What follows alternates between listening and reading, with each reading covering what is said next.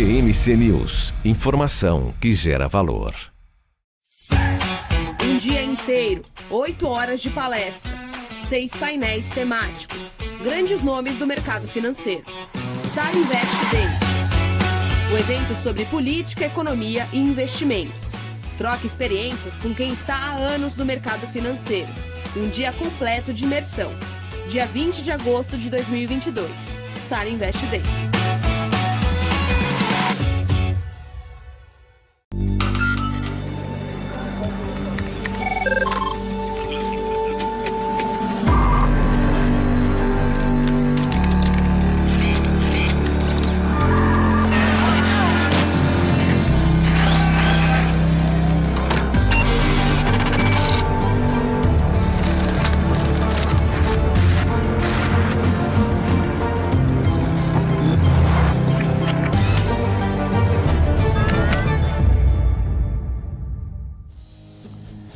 Olá, muito bom dia, seja bem-vindo, seja bem-vinda. Eu sou o Felipe Nascimento, este é o Morning News.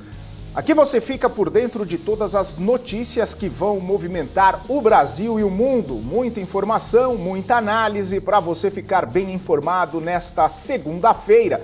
Hoje é dia 8 de agosto.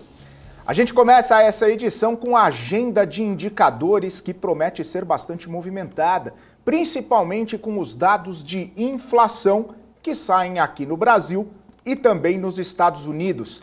A semana começa com os investidores de olho no IPCA, que vai ser divulgado nessa terça-feira. Na quarta, saem os dados do CPI, que é a inflação ao consumidor nos Estados Unidos. Já na quarta, saem os dados do PPI, que é a inflação ao produtor, lá também nos Estados Unidos. Fora isso, os investidores também ficam na expectativa da ata do Copom, que sai amanhã. O foco é saber se a ata vem um pouco mais explicativa sobre o posicionamento do Banco Central no aperto monetário. Na semana passada, o comunicado foi considerado dovish pela maior parte do mercado, até mesmo sinalizando que a elevação de 75 pontos seria a última, mesmo deixando a porta aberta para mais 25 pontos base de elevação já na reunião de setembro. Além disso, a ata deve trazer a visão um pouco mais detalhada do Banco Central para a inflação, que segue sendo o tema central para todas as decisões do Banco Central, principalmente para saber se vai um pouquinho além nesse aperto monetário ou se para por aí. A Isabela tá cá, que ela tá aqui comigo, tem mais notícias sobre os indicadores. Muito bom dia, Isa. Ótima segunda-feira para você, bom comecinho de semana. Muito bom dia para você, Felipe, bom dia a todos, uma ótima semana. Bom, e como toda segunda-feira, né, a gente espera então a publicação do Boletim Focus, que saiu... Parece que não tá chegando o seu mic, ô Isa, deixa que eu falo aqui sobre o Boletim Focus do Banco Central, né? Toda segunda-feira a gente fica nessa expectativa, os números daquele onde os atores do mercado trazem as perspectivas e projeções para os principais indicadores. No Focus de hoje a gente já consegue ver que o mercado está um pouco mais otimista em relação à inflação.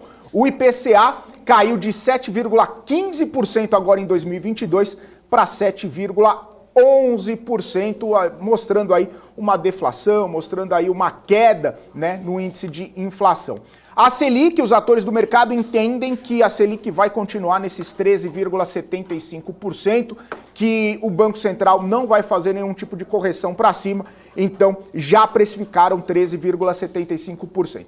O PIB do Brasil cresceu pouco, mas na visão dos atores do mercado, o PIB passou de 1,97% para 1,98% agora em 2022. E o dólar permanece aí em R$ 5,20.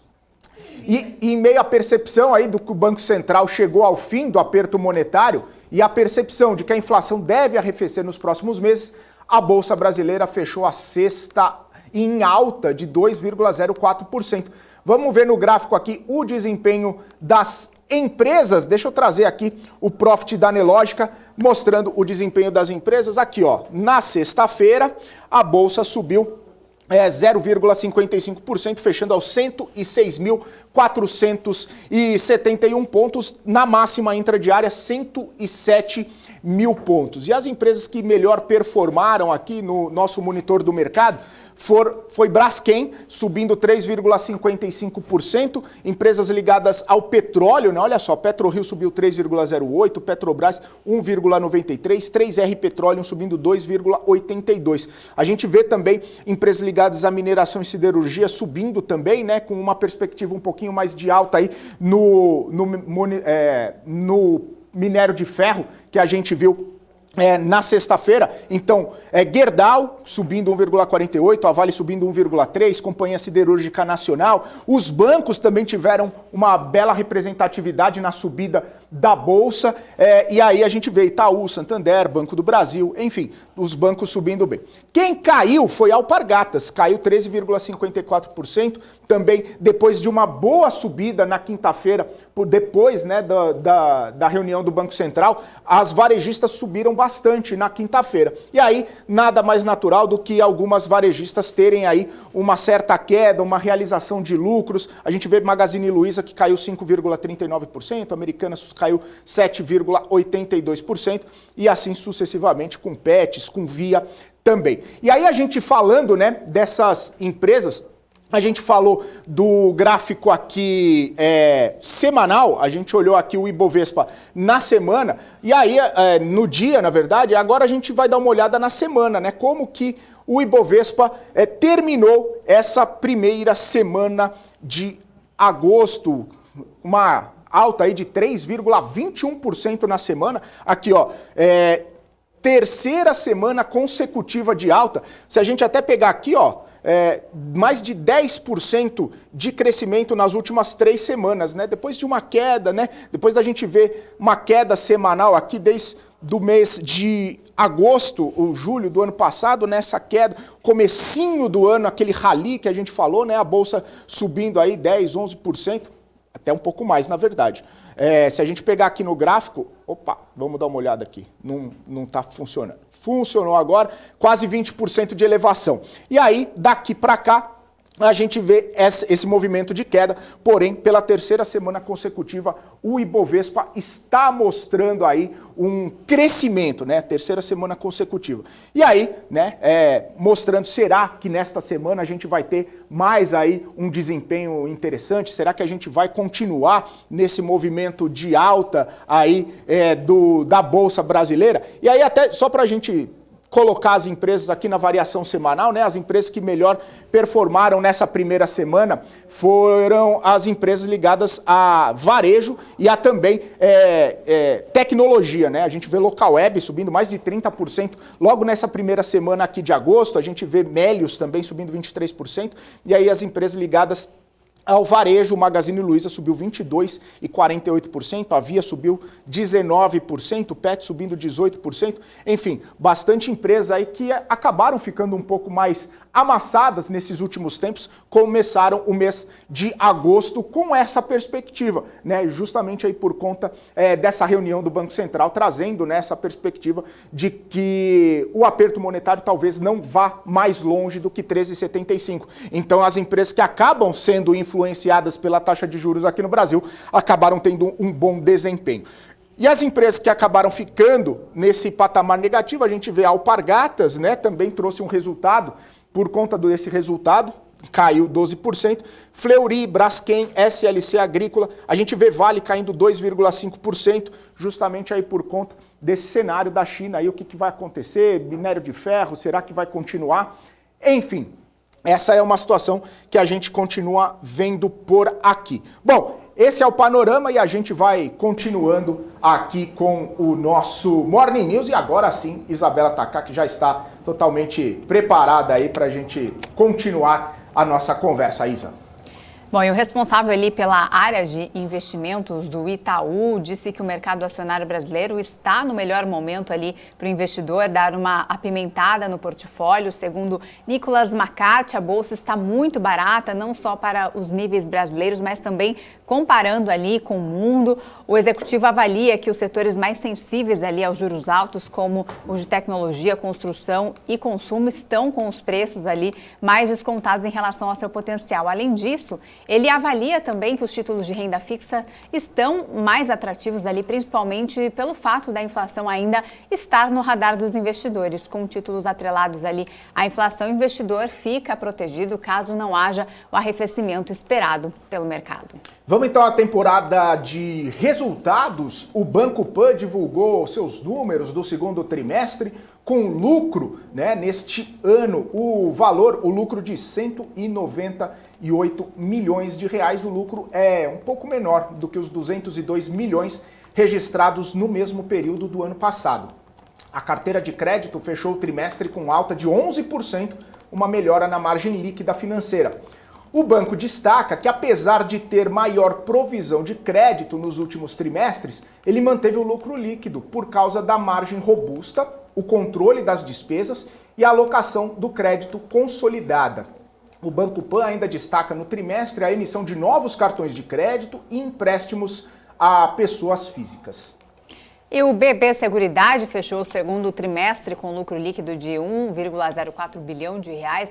O número é 86% maior do que o registrado no mesmo período de 2021 e o lucro foi recorde ali para a companhia. Segundo a holding de seguros, previdência e capitalização do Banco do Brasil, o resultado foi impulsionado pelo crescimento de vendas, resultado financeiro e pela redução dos índices de sinistralidade. A empresa revisou para cima as projeções de desempenho para o crescimento do resultado operacional e para a emissão de prêmios pela Brasilseg. O BB Seguridade espera ali uma alta entre 15% e 20% neste ano. Além disso, a empresa anunciou o pagamento de dividendos no valor de R$ 1,03 por ação, com pagamentos no dia 29 de agosto, data ex ali do dia 18 deste mês. É isso aí. A Enauta informou que a parada programada no campo de Atlanta deve ser concluída já nos próximos dias. O retorno gradual da produção deve acontecer em meados ainda deste mês de agosto. E a normalização total prevista aí para o mês que vem. Segundo a Enauta, a parada programada no campo, que fica na bacia de Campos, atende a exigências de normas do Ministério do Trabalho e também para preparar o local para recertificação, que vai ajudar a estender contratos e também a melhorar a operação contínua da produção da empresa. Bom, agora a gente fala do preço médio do litro da gasolina no Brasil, que ficou em R$ 6,50 no mês de julho. O número representa aí uma queda de 14% em relação ao mês anterior. O etanol ficou em R$ 5,50, 8,34% mais barato na mesma comparação. Todas as 5 regiões brasileiras tiveram redução no preço da gasolina, mas a maior queda ali ficou no Sudeste, com 18% de redução. Os dados foram divulgados pela Ticketlog, que faz levantamento periódico dos preços. Segundo o levantamento, o barateamento da gasolina se deve à redução do ICMS pelos estados. Além disso, a redução do preço também nas refinarias ajudou na redução do preço praticado no país. Pois é, e esse preço dos combustíveis, preço do petróleo, acabou melhorando, né, o desempenho de grandes petroleiras. As principais empresas da América do Norte, América Latina e também da Europa multiplicaram os lucros no segundo trimestre. Os números foram impulsionados justamente pela alta do preço do petróleo e do gás.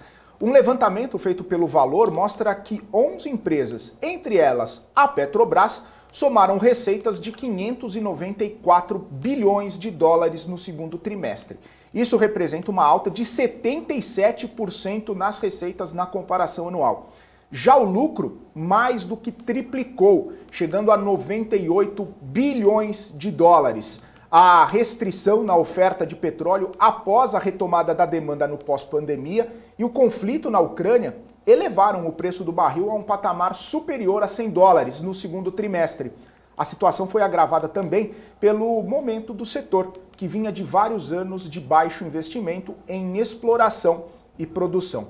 Agora, a questão que fica é a sustentabilidade desses números, já que o preço do petróleo no cenário internacional está em baixa nos últimos dias. Hoje, o petróleo Brent está numa queda de quase 1%, sendo negociado aos 94 dólares. Já o petróleo do tipo WTI está cotado em 88 dólares o barril. A Eletrobras vai ter um novo presidente. O Wilson Ferreira Júnior foi eleito o novo comandante da empresa e a posse deve ocorrer até o dia 20 de setembro.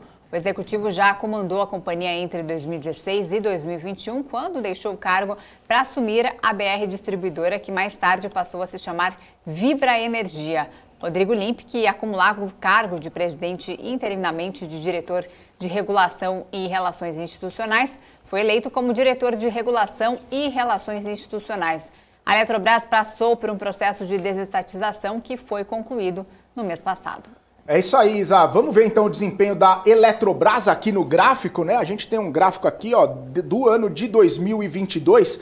A empresa tem um crescimento bastante importante aí no ano. Deixa eu ver no ano aqui como que tá o desempenho da Eletrobras agora em 2022, com um crescimento de 58% em 2022. Isso a gente lembra que a empresa já estava nesse processo aí de privatização, já estava nesse processo aí de capitalização, né, das suas operações.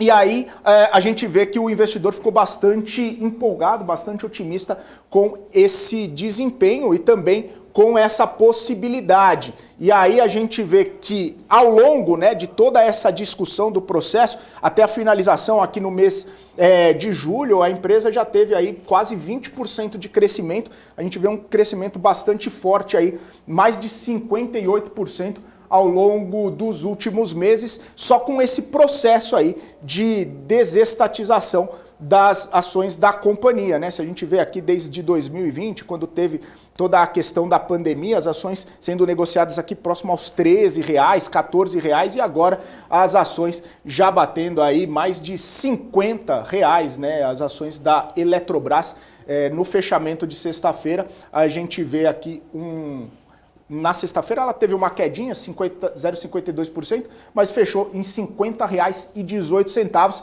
58% de valorização nesse ano de 2022. Investidores aí de olho, né, em todo esse processo, né, de desestatização da companhia. E agora trazendo de volta o Wilson Ferreira Júnior, que foi presidente da empresa desde 2016 até 2021. Os investidores já estavam de olho nesse movimento desde que saíram aí alguns boatos de que ele voltaria. Inclusive, a Eletrobras, depois de ratificar o nome dele, depois de eleger Wilson Ferreira Júnior como presidente da companhia, a Eletrobras, inclusive, vai pagar a multa rescisória, né, da saída de Wilson Ferreira Júnior da Vibra Energia para assumir novamente o controle da Eletrobras. Essas as movimentações aí da empresa, Isa. Bom, e a Ucrânia, agora nos assuntos internacionais, acusou ali novamente a Rússia de bombardear a usina nuclear de Zaporizhzhia, ali no sudoeste do país. De acordo com a Energoatom, estatal ucraniana de energia nuclear, os russos teriam bombardeado a usina na noite de sábado e danificado 3 sensores de radiação. Ainda segundo a empresa, um trabalhador foi ferido. Já a Rússia acusou as tropas ucranianas pelo ataque durante a madrugada. Segundo a agência estatal de notícias TASS, fragmentos do foguete utilizado no bombardeio teriam caído próximo a um dos reatores em funcionamento. Em uma publicação no Twitter, o presidente ucraniano Volodymyr Zelensky afirmou que o terror nuclear russo exige uma resposta mais forte e pediu que a comunidade internacional aplique sanções à indústria nuclear do país. Pois é, e o secretário-geral das Nações Unidas, Antônio Guterres, disse hoje no Japão que o risco de confronto nuclear voltou depois de décadas, pedindo aos estados nucleares que se comprometam a não usar as armas pela primeira vez. Respondendo a relatos de novos bombardeios da Rússia à instalação de Zaporizhzhia, como trouxe aí a Isabela Takaki falando, né, desse ataque lá na Ucrânia, o secretário-geral da ONU, Antônio Guterres, disse que qualquer ataque a uma usina nuclear é uma coisa suicida. Ele também destacou a desnuclearização completa e irreversível da Península Coreana como um objetivo fundamental na redução da proliferação de armas nucleares e disse que o desarmamento global está retrocedendo. Bom, e os militares da China anunciaram nesta segunda-feira novos exercícios militares nos mares e também no espaço aéreo ao redor ali de Taiwan, um dia após o término programado de seus maiores exercícios de todos os tempos, realizados em resposta à visita da presidente da Câmara dos Estados Unidos, Nancy Pelosi, a Taiwan ali na semana passada. O Comando Oriental Chinês disse que vai realizar novas atividades conjuntas com foco em operações de assalto marítimo, confirmando os temores de que Pequim, aliás, vai continuar a manter pressão sobre as defesas de Taiwan. A duração e a localização precisa ali dos exercícios mais recentes ainda não são conhecidas, mas Taiwan já diminuiu as restrições de voo perto das 6 áreas de atividades chinesas anteriores.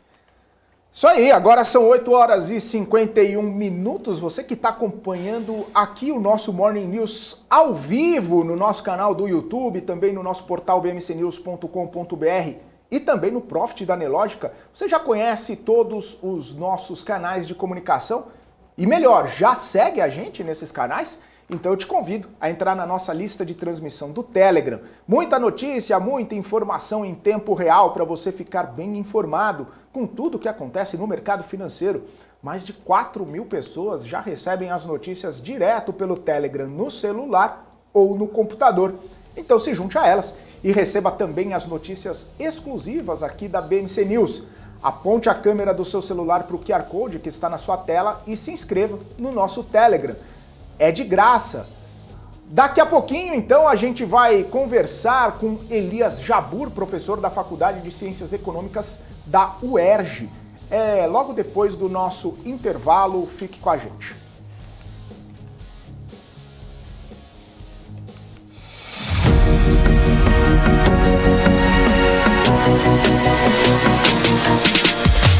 BMC News, informação que gera valor.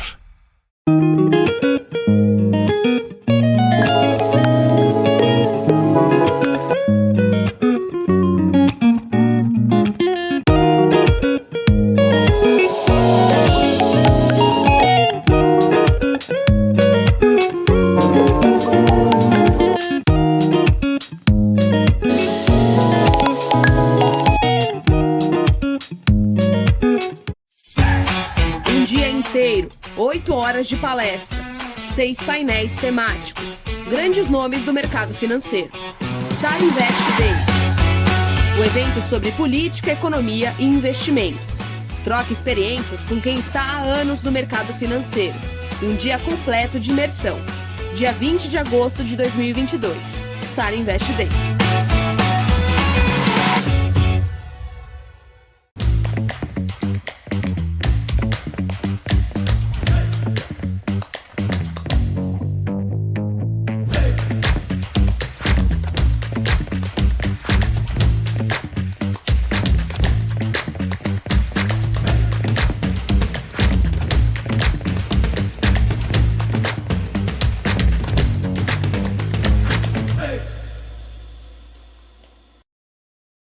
As empresas que fazem parte do seu dia a dia estão em uma das maiores bolsas do mundo, a Nasdaq.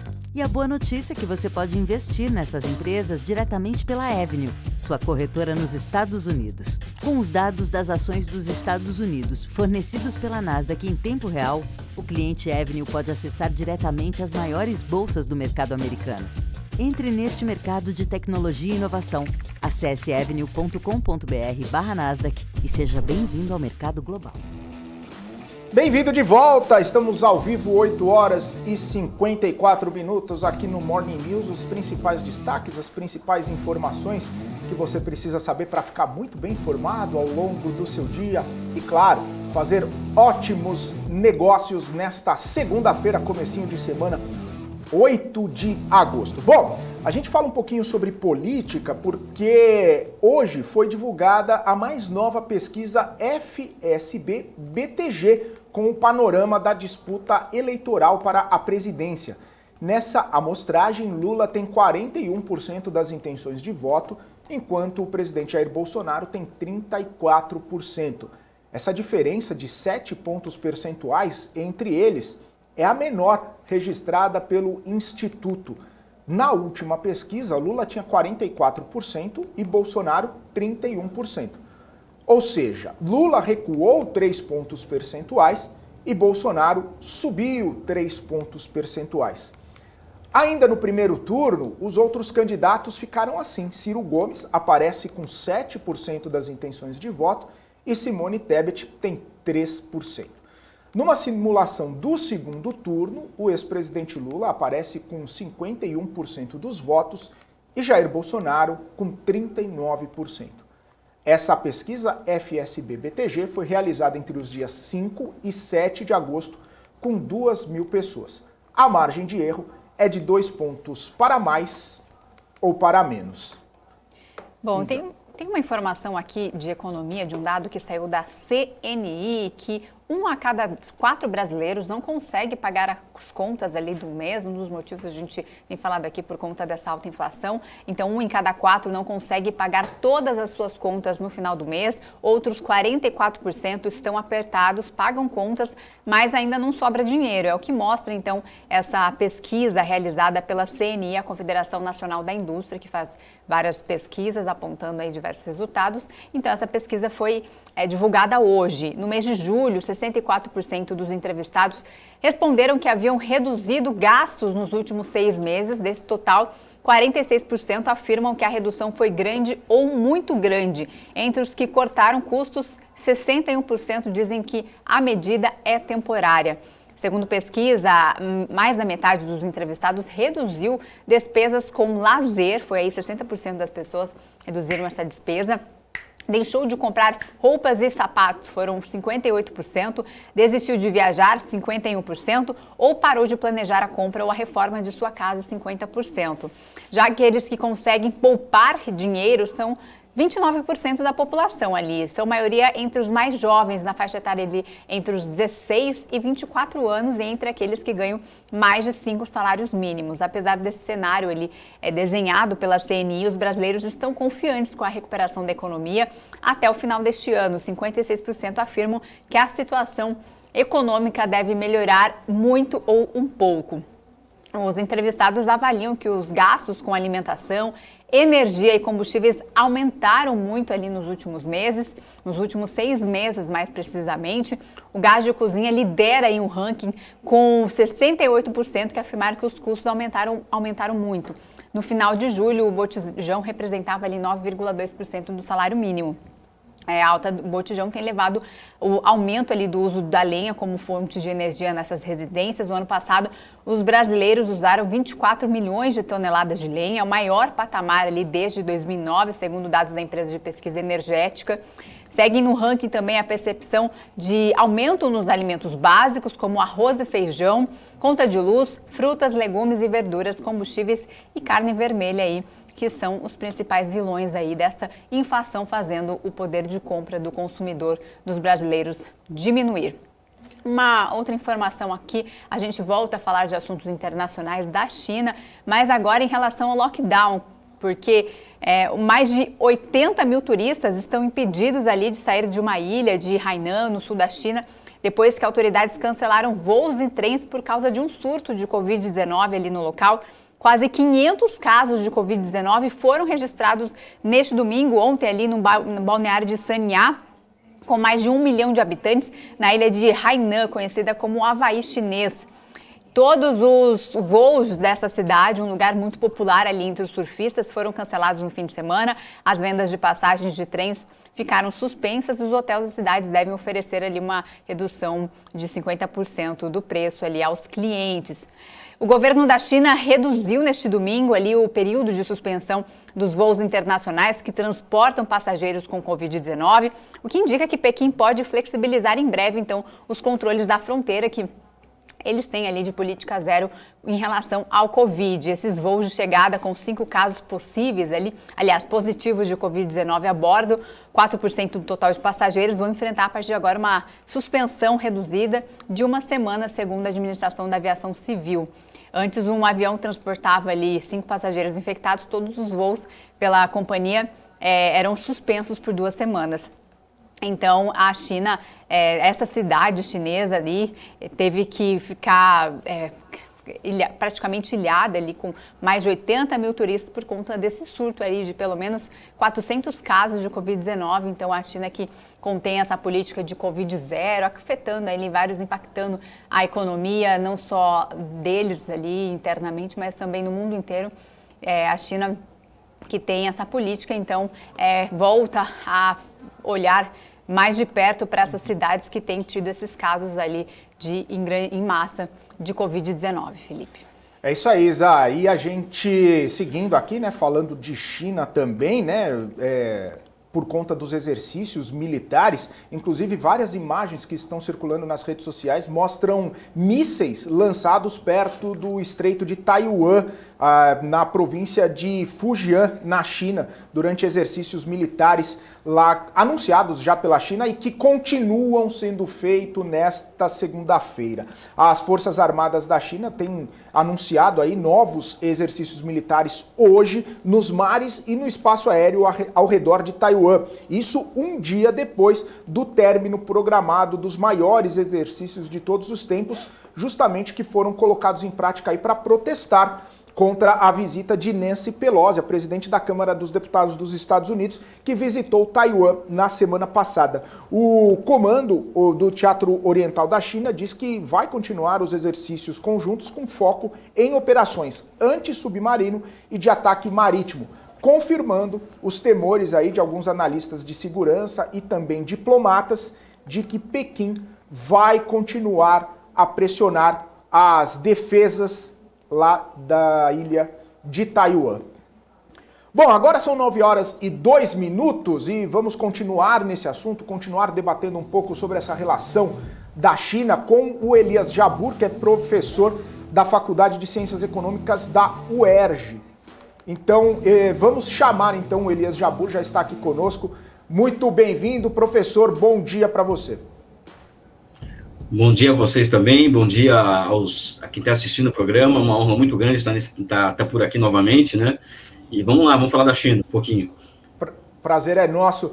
Professor, a gente está vendo aí a China reiteradas vezes fazer exercícios militares próximo ao Estreito de Taiwan, aquela linha praticamente imaginária ali que separa, né, o território chinês e o território de Taiwan.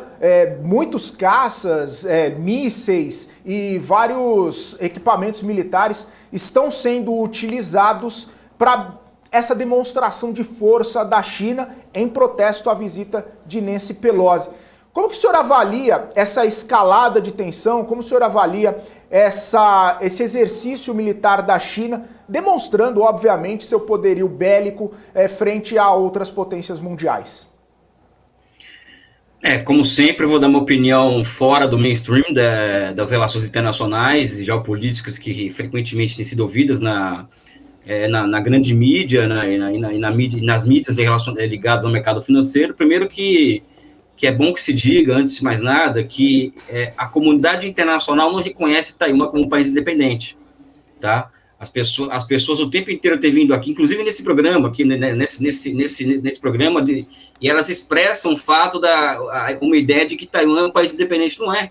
A comunidade internacional não reconhece Taiwan como um país independente. Além do mais, a visita de Nancy Pelosi a Taiwan é uma quebra de acordos, os tratados que a China fez com os Estados Unidos, quando foi reaberta a embaixada chinesa em Washington, a embaixada americana em Pequim, em 1979, ou seja, existe um acordo entre os dois países. Esse acordo tem sido violado constantemente pelos Estados Unidos, seja vendendo armas para Taiwan, seja a visita de autoridades como Nancy Pelosi, ou seja, a insegurança na região, as irregularidades do ponto de vista do direito internacional, quem está cometendo nesse caso são os Estados Unidos, né, a China.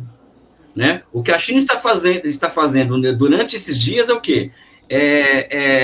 Exercitar a sua soberania sobre um território que é seu, que é parte do seu próprio território, que é Taiwan, né? Ou seja, que Taiwan tem um autogoverno, que Taiwan tem uma outra moeda, que Taiwan tem um outro exército. Eu acho que é um status que até é tolerável para a China, a manutenção desse status, na medida em que Taiwan ela não declara independência. Até porque eu acho que a questão de Taiwan dentro do ponto de vista chinês, por exemplo, vai se resolver em 100 anos, 200 anos, 50 anos. Eles pensam no longo prazo. Eles têm uma história de 5.000 anos que os leva a pensar na solução de grandes questões a partir da sua própria história.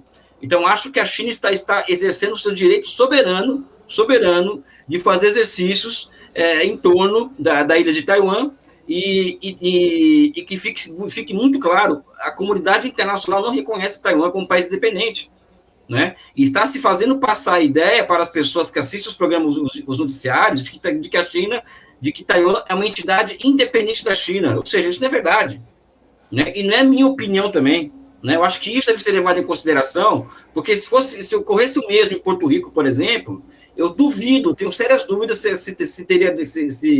se ocorreria esse destaque todo que tem sido dado à questão de Taiwan. Eu acho que existem questões estratégicas e geopolíticas profundas, entendeu? E que devem ser analisadas na hora de pensar nessa questão envolvendo Taiwan. A gente sabe, inclusive, a comunidade internacional reconhece, né, Brasil, inclusive Estados Unidos reconhece Taiwan ali como parte da China, e é muito estranha essa viagem, inclusive instigou muitos especialistas em relação a essa viagem de Nancy Pelosi ali, a partir do momento em que o presidente Joe Biden disse que não concordava com essa viagem, mesmo assim ela foi. A gente sabe que Taiwan também é um grande exportador e fabricante de semicondutores, né? É um componente-chave ali para a produção de chips.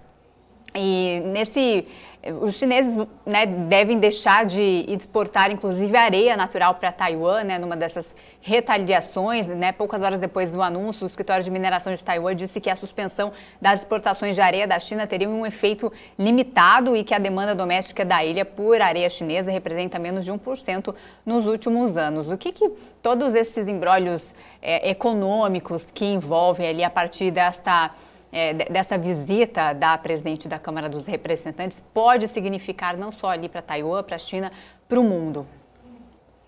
Eu acho que os imbróglios, eu vou ser assim, bem claro, eu acho que não existem, grandes imbróglios econômicos envolvendo essa visita, né? A não ser a família da Nancy Pelosi, que tem negócios com empresas taiwanesas, né? Ou seja, eles devem estar muito preocupados com o que vai acontecer a partir de agora, porque a família dela tem negócios com os taiwaneses, ou seja, isso é comprovado, é público e notório nos Estados Unidos que ela e o marido dela têm negócios com Taiwan, né? Então, acho que nesse caso, quem tem que estar preocupado mais é a família dela do que o mundo, e a China e Taiwan em particular, até porque a China exporta cítrico e está cancelando, ou seja, são mais medidas simbólicas do que outra coisa, né? O que nós temos que analisar nesse caso é que Taiwan vem se tornando, por exemplo, no último bastião, vamos dizer assim, da grande influência que os americanos ainda podem exercitar sobre a Ásia, aliás, sobre o Sudeste Asiático, né?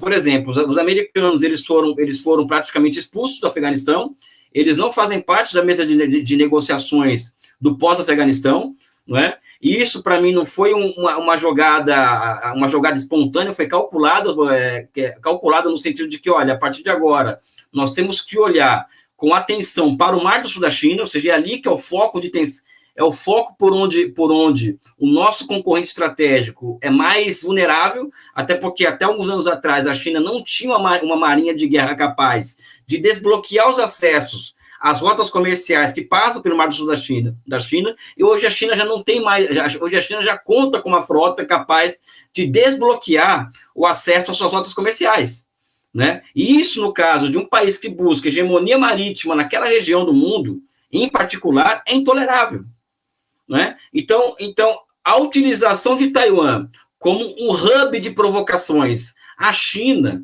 é parte desse jogo todo que nós vemos no mundo hoje, como foi, por exemplo, o caso da Ucrânia, em que a Ucrânia foi um hub, por exemplo, que se transformou em um local de experimentação de ações provocativas dos Estados Unidos, da OTAN contra a Rússia. Não estou aqui defendendo nenhum conflito, nenhuma guerra, mas estou colocando o fenômeno nos termos que eles devem ser colocados, ou seja, existe uma perturbação da ordem mundial, existe uma transição de hegemonia no mundo hoje, né? E o hegemon internacional, ele tem apostado com muita força no caos, né? Então, interessa aos americanos o caos na Ucrânia, interessa aos americanos um caos no Mar do Sul da China, ou seja, e isso não é uma opinião própria que está dentro da minha cabeça. A história vai demonstrando isso, em que diante da decadência relativa de potências hegemônicas e uma transição hegemônica em curso, existe o chamado caos sistêmico, que é isso que nós estamos vendo no mundo, ou seja, aí vem a questão que mesmo você colocou, né? Qual que é o motivo, o que os americanos ganham, né? Em especial, porque o Biden ele era contra a visita da Nancy Pelosi, mas ele autorizou a visita de Nancy Pelosi, senão ela não poderia ir para lá, né? Então, o que interessa, qual o interesse americano que está por trás disso daí? É os semicondutores? Pode ser. Causar uma instabilidade recorrente à China? Pode ser. Mas eu acho que as perguntas que são feitas, né, por vocês aqui, elas são muito equivocadas. Eu acho que as perguntas são outras que devem ser feitas. Por que os Estados Unidos, por exemplo, têm que manter, por exemplo, hegemonia naval no outro lado do mundo? Né? Imagine vocês se fosse a China com porta-aviões no Golfo do México, por exemplo. E aqui não é defender a China. Aqui não estou fazendo a defesa da China. Estou fazendo a defesa da soberania chinesa, assim como eu defendo a soberania americana. Né? Ou seja, existe alguma coisa de errado nessa história quando nós naturalizamos a presença militar maciça norte-americana no outro lado do mundo. Ou seja, isso é inclusive uma negação do Tratado de Westfália, né, de 1640 e pouco, que define a ordem internacional moderna, né? Enfim, é um pouco isso, né, a resposta que eu tenho. Ou seja, o problema é muito mais geopolítico e de ordem internacional do que propriamente econômico, né? Uhum. Professor, agora puxando também um pouco para essa área econômica, o senhor comentou que a China pensa décadas à frente, né?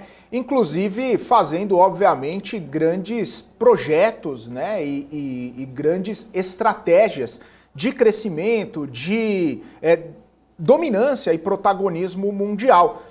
E a gente vê que a China está fazendo movimentações até mesmo atípicas, né, nos últimos tempos, principalmente reduzindo muito sua demanda em vários produtos, né? A gente pode falar de minério de ferro, a gente pode falar de petróleo, a gente pode falar por conta do Covid-0 que está tendo lá, praticamente a economia da China retraindo, né, e não alcançando os níveis que foram propostos um tempo atrás.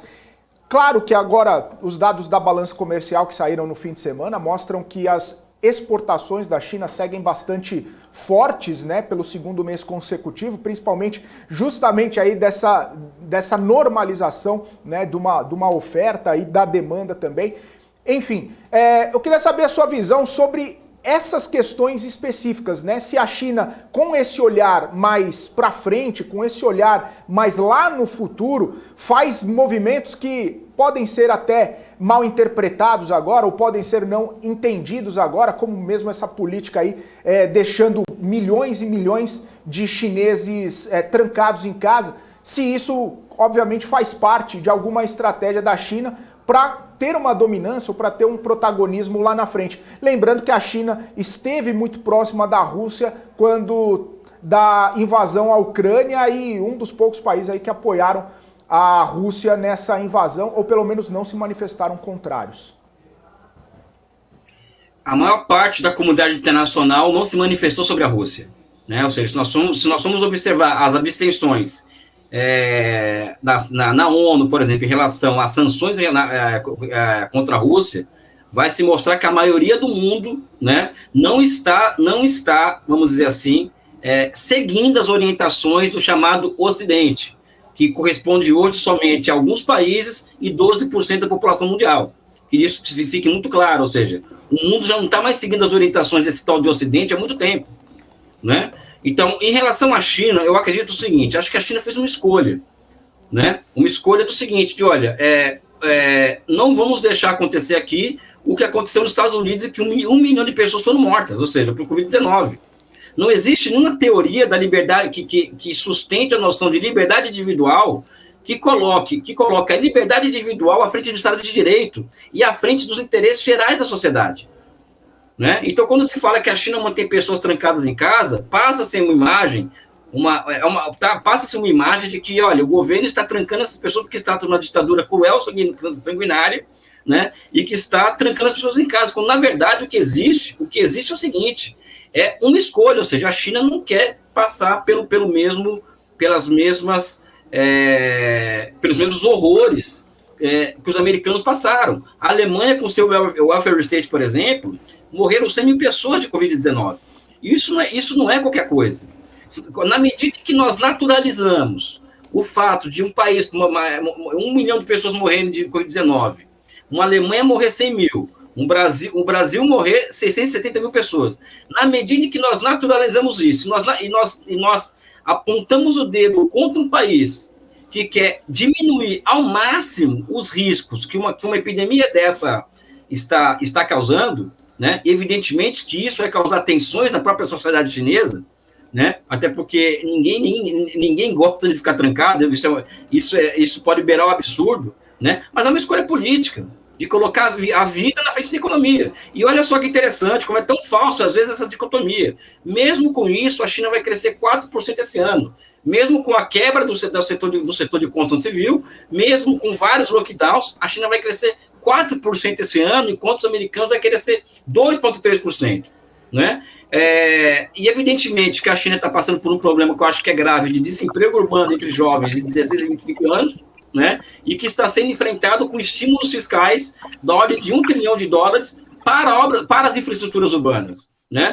Esse é um ponto. O outro ponto é que a China pode crescer menos hoje do que há 10 anos atrás, porque ela já não conta mais com atraso econômico como parte da sua, como atributo ao crescimento econômico. Hoje a China pode escolher como crescer. Crescer verde, crescer não verde, crescer investir mais em ciência e tecnologia, e por isso que eu tenho dito nas minhas entrevistas que nós devemos abandonar um pouco a noção de PIB, ou seja, que a China tem que crescer 5, 6, 7, 8, 9, e observar duas variáveis que eu acho mais interessantes do que o PIB. Primeiro, taxa de investimentos, ou seja, as taxas de investimentos na China continuam muito altas. Né? Então, a China não é um país que é baseado em exportações, é um país baseado amplamente em consumo e investimento. Tá? E a segunda variável que eu acho que é fundamental, né, é a produtividade do trabalho. Ou seja, e a China tem tido crescimento da produtividade de trabalho acima dos Estados Unidos há 20 anos. Ou seja, olha que os americanos são um país que investe muito em tecnologia, e a tendência de um país como os Estados Unidos é ter aumentos crescentes da produtividade do trabalho. Só que a China tem elevado a sua produtividade de trabalho para patamares maiores que os Estados Unidos. Isso, qualquer relatório da Standard & Poor's pode mostrar isso daí. Eu acho que isso é que interessa, né? Ou seja, na medida em que a produtividade do trabalho começar a cair na China, aí sim, nós vamos ter que ligar um sinal vermelho, eu vou ter que voltar aqui e falar, olha, existe um problema muito grave acontecendo naquela economia, né, porque a produtividade começou a cair, até porque a União Soviética ela começa a entrar em colapso na medida em que a produtividade do trabalho no país passa a cair também a níveis muito rápidos a partir da década de 70. Né? Então, o meu olho é mais na taxa de investimento, o meu olho é muito mais na produtividade do trabalho e muito menos no PIB hoje. Né? Há 20 anos atrás, eu teria um outro olhar em relação à economia chinesa em relação ao que eu tenho hoje. Né? Uhum. A gente falou mais cedo aqui sobre um novo anúncio aí da China de exercícios militares em torno de Taiwan a partir de hoje, né? Eles continuam intensificando esses exercícios militares, muito parecido ao que aconteceu ali no início da invasão da Rússia na Ucrânia, em que exercícios militares foram se intensificando cada vez mais. Primeiro, você acredita que pode haver uma invasão ali da China a Taiwan num curto prazo? Isso deve acontecer de qualquer jeito ou a longo prazo? E como que essa questão deve interromper as cadeias de abastecimento mundiais, já comprometidas pela Covid-19 e pela guerra da Ucrânia? Olha, eu não acredito que a China... Primeiro que eu desculpe novamente, invadir não é o melhor termo para falar em relação à China e Taiwan. Taiwan é parte da China. Ucrânia e Taiwan são questões completamente distintas do ponto de vista do direito internacional, tá? Não é da minha visão do que acontece, do direito internacional. Mas a China, na minha visão, não deve invadir Taiwan, tá? O que pode acontecer aos americanos levarem a um estresse tão grande naquela região em que a China não tem outra alternativa a não ser ocupar militarmente a ilha. Só que como ela vem anunciando essa possibilidade há muito tempo, ela perde o elemento de surpresa. Ao perder o elemento de surpresa, ela vai ter que ocupar aquela ilha e lidar com uma guerra de guerrilhas sustentada por potências estrangeiras que vai ter um custo muito alto. Por isso que eu não acredito que vai haver uma invasão a Taiwan, como diz por aí, não vai haver uma ocupação da ilha, né? Tanto é que boa parte da população de Taiwan foi completamente contrária à visita da Nancy Pelosi, ou seja, esse consenso de que a maioria da população de Taiwan quer independência imediata caiu agora com a visita de Nancy Pelosi. Foram vários protestos em Taiwan com relação a essa visita, né? E, evidentemente, se houver uma guerra entre China e Taiwan, envolvendo aquela região, as cadeias globais de valor vão ter colapso. Isso aí eu não tenho a menor dúvida disso. Mas aí é que está a questão, né? Aí eu coloco uma questão para o público que está assistindo esse programa. Quando os americanos eles desencadearam, vamos dizer assim, eles desde 2014 aplicam sanções contra a Rússia, que já são 6 mil sanções, e vai transformando a Ucrânia em um peão, em um jogo altamente perigoso. Eles não estavam preocupados, por exemplo, com as importações de petróleo da Rússia, por exemplo, que está causando inflação nos Estados Unidos, ao romper essas importações. Ou mesmo na Europa, ou seja, a Europa hoje, a Alemanha está voltando à idade da pedra em que está tendo que ter forno a lenha para poder aquecer as casas, porque a Rússia não está mais...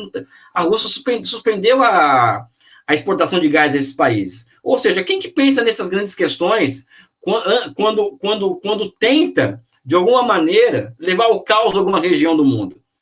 Porque as perguntas que vocês estão fazendo são maravilhosas, inclusive são duas figuras muito inteligentes que estão me entrevistando aqui, né? A gente percebe muito bem nas perguntas, né?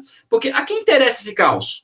Esse que é o X da questão, né? Esse caos em torno da quebra das cadeias globais de valor, da quebra das exportações de gás e petróleo da Rússia para a Europa, ou seja, tornando a Europa uma periferia do sistema, ou seja, a Europa está passando por um processo de periferização da sua condição.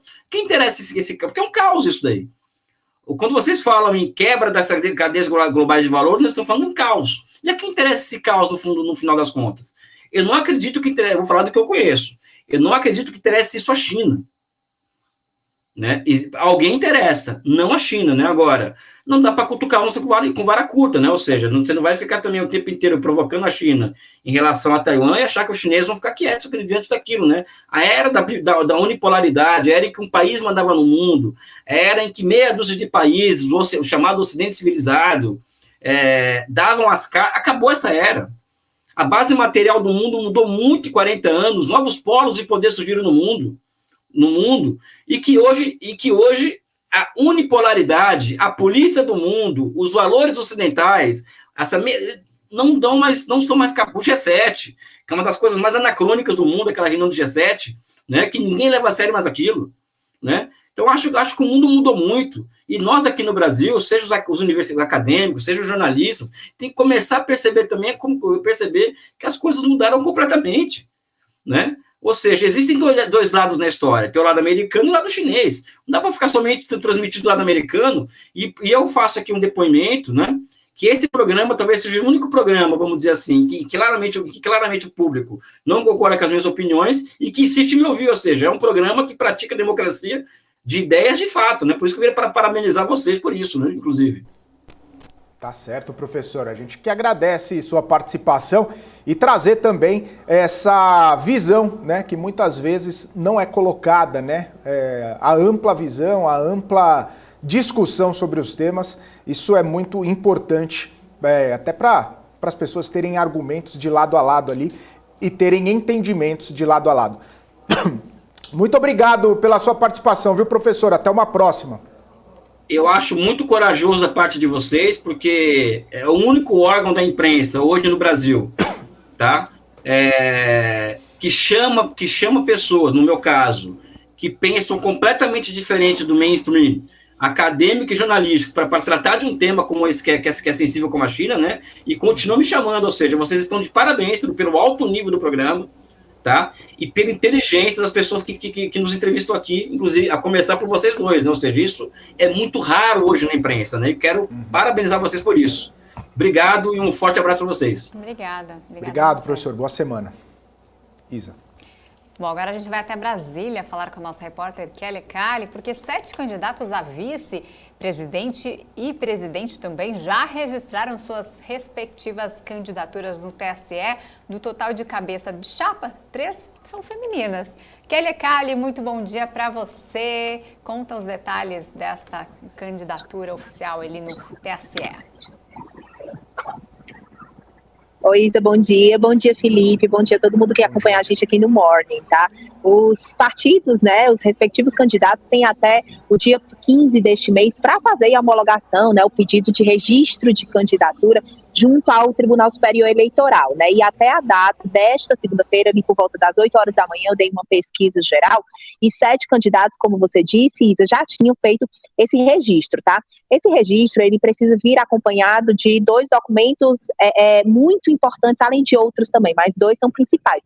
O plano de governo e também ali a declaração de bens, né? Você diz quanto é que você tem de bens, justamente porque é uma métrica, caso, né, aquele candidato seja eleito, a Justiça Eleitoral vai ficar com aquele dado, né, que entrou como ali a base, né, digamos assim, de arrecadação de patrimônio pessoal que a pessoa tem, justamente para fazer um acompanhamento se tem improbidade administrativa naquele cargo eletivo, né, no exercício daquele cargo eletivo. Então, essa declaração de bens, de patrimônios é muito relevante para a Justiça Eleitoral, assim como também o plano de governo. E o plano de governo é também a ausência, é também a explicação para alguns candidatos que deixam para fazer aí esse registro de candidatura, esse pedido em cima do prazo, tá? Então, todos esses 7, cujos nomes eu vou ler agora, viu, Isa, Felipe, você que está acompanhando a gente, já fizeram esse registro junto ao TSE. Luiz Felipe Chaves Dávila, né, que é do Novo, Leonardo Péricles, que é do UP, o Lula, né, que é do PT, Pablo Henrique Marçal, do PROS, né, que acabou fazendo o seu registro de candidatura. Vamos lembrar que teve um impasse na última sexta-feira, o ministro Ricardo Lewandowski acabou dando uma decisão favorável aí para o PROS, de maneira que liberou o PROS para fazer ali uma coligação com o PT, tá? Então, essa candidatura ainda assim do Marçal, ela foi registrada. A gente precisa ver até o dia 15, né, que é o último dia para fechar tudo, como é que vão ficar essas candidaturas, tá? Tem também a candidatura da Simone Tebet, que a gente vem discutindo há muitos meses, né? Ela enfrentou um impasse muito grande dentro do partido, porque não tem o apoio majoritário, mas ainda assim, em convenção, o partido ali decidiu lançá-la como candidata às eleições. Ela até mudou do Tasso Gereissati, o vice, que acabou desistindo, né, para Marília Gabrilli, né, que é do PSDB, tá? A Sofia Manzano e também a Vera Lúcia, ou seja, dos candidatos que foram anunciados aí como candidaturas realmente que vão ser colocadas, o presidente da República, Jair Bolsonaro, não fez ainda esse registro, tá? E também a Soraya Tronic. A Soraya Tronic, do União Brasil, ela entrou no lugar do Luciano Bivar, que acabou dizendo, opa, peraí que eu tinha esse plano, mas não tenho mais, eu acho melhor tentar me reeleger, né? Então, nesse bojo aí, o Luciano Bivar acabou retirando a sua pré-candidatura, avançando com o nome da Soraya Tronic, mas esse nome ainda não foi registrado junto à Justiça Eleitoral, tá certo? Dessas 7 colocadas, como você também mesma citou, Isa, 3 são de mulheres, né? Só pra gente rapidinho registrar também os vices, porque eles têm também o seu papel dentro de uma campanha, né? Às vezes a gente meio que pormenoriza ali a importância do vice, mas ele tem toda uma relevância para a candidatura de quem está na cabeça da chapa, né? Antônio Júnior, tá, que é do PCB, Fátima de Souza, Geraldo Alckmin, né, Maria Cristina Gabrilli, essa que eu acabei de falar, né, Raquel Santos, Samara da Silva e Tiago Mitrô. O Tiago Mitrô, então, ele é vice aí da chapa, né, pura do Partido Novo, tá? Todas essas candidaturas de que eu falei agora, que foram pedidas, elas estão aguardando o julgamento da Justiça Eleitoral, ou seja, se cumpriram os requisitos mínimos para serem de fato registrados como candidatos, tá? Só para a gente finalizar mais uma vez, esse prazo para pedido de registro de candidatura, ele vai até o próximo dia 15, junto ao TSE, a Justiça Eleitoral. Volto com vocês aí no estúdio. Tá certo, Kelly. Obrigado pelas informações. Você volta ao longo aqui da nossa programação com mais notícias aí direto de Brasília. Bom dia, boa semana para você. Tchau, para todos nós. Tchau, tchau. Até mais. É isso aí, são 9 horas e 30 minutos. Você está acompanhando a gente aqui direto no nosso canal do YouTube, também no portal bmcnews.com.br e no Profit da Nelógica. Já segue a gente em todos os nossos canais de comunicação? Então te convido a entrar na nossa lista de transmissão do Telegram. Muita notícia, muita informação em tempo real para você ficar muito bem informado com tudo que acontece no mercado financeiro. Mais de 4 mil pessoas já recebem as notícias direto do Telegram, no celular ou no computador. Então se junte a elas e receba também as notícias exclusivas da BMC News. Aponte a câmera do seu celular para o QR Code que está na sua tela e se inscreva no nosso Telegram. Ou então, a gente colocou o Telegram aqui nos comentários do YouTube. Vai lá, clica e se inscreva na nossa lista de transmissão. Ou então vai lá, abre o Telegram, procura BMC News e faça a sua inscrição, lembrando que é de graça. Bom, daqui a pouquinho a gente volta com mais notícias do mercado financeiro, logo depois do intervalo comercial. Fique com a gente.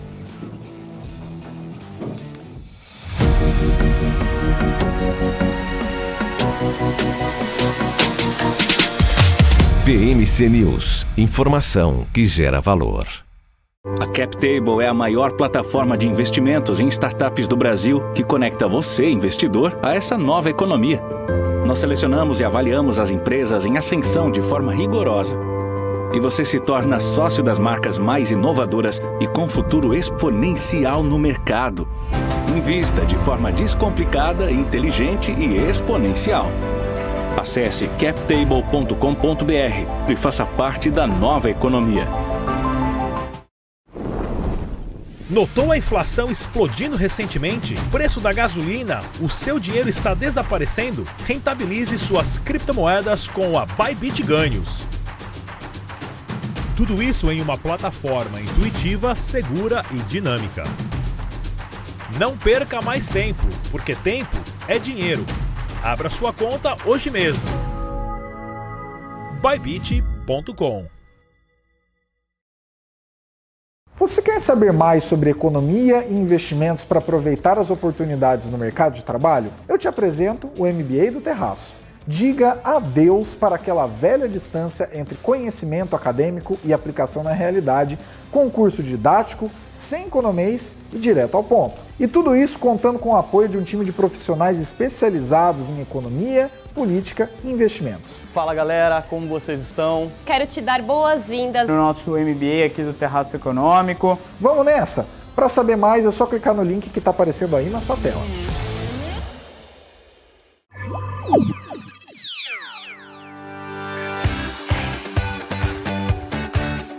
Aqui você pode negociar índices como DAX, Nasdaq e S&P 500 e commodities como soja, cobre, petróleo e café. Além de ações e ADRs das maiores empresas do mundo, como a BMW, Google, Apple, Netflix e Disney.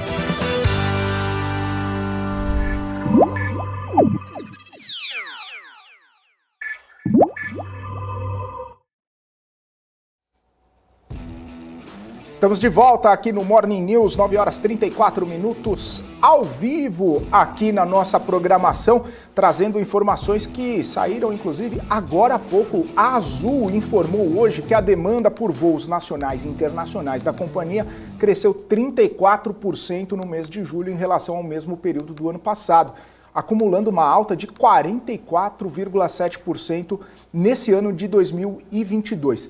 Segundo o comunicado, a oferta total de voos da Azul subiu 33% no mês passado.